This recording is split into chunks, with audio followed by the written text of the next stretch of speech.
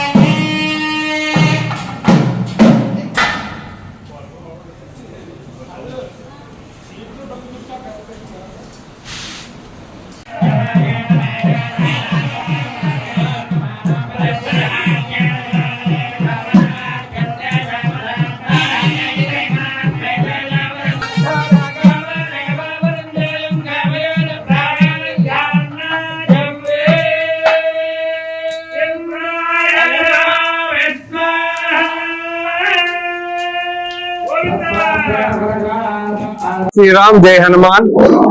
ఏలూరు జిల్లా జంగారెడ్డిగూడెం మండలం గురువాయిగూడెం గ్రామంలో స్వయంభూమూర్తిగా కొలువైన శ్రీ మద్దాంజనేయ స్వామివారి దేవస్థానంలో ఈ నెల 12వ తేదీ నుండి అనగా గురువారం నుండి ఈ రోజు వరకు అనగా ఆదివారం వరకు శ్రీ స్వామివారి పవిత్రోత్సవ పూజా కార్యక్రమాలు అత్యంత వైభవంగా జరిగినవి. ఈ రోజు ఉదయం 4 గంటల నుండి మా దేవస్థానం అర్చక స్వాములు, స్థానాచార్యుల వారు, వేద పండితులు, ఋత్విక్కులు, సిబ్బంది సమన్వయంతో వివిధ పూజా కార్యక్రమాలతో ఈ పవిత్రోత్సవ కార్యక్రమాలు దిగ్విజయంగా పూర్తి చేయడం జరిగింది. ఈ రోజున శ్రీ స్వామివారి పవిత్రోత్సవాల కార్యక్రమం గురించి మా స్వామి వివరిస్తారు. పంచస్యచ్యుతమనేక విచిత్ర వీర్యం త్రయశంఖచక్రమణిదర్పభుజాగ్రదేశం పీతాంబరమకర కుండలను పురాగం ప్రచోదేతం కపివరం మృతి భవామి. జై హనుమాన్. శ్రీ మద్ది ఆంజనేయ స్వామి వారి దేవస్థానం నందు గురువారం నుంచి ఈ రోజు వరకు ఆదివారం వరకు కూడా ఎంతో అద్భుతంగా స్వామివారికి పవిత్రోత్సవ కార్యక్రమాలు జరిగాయి.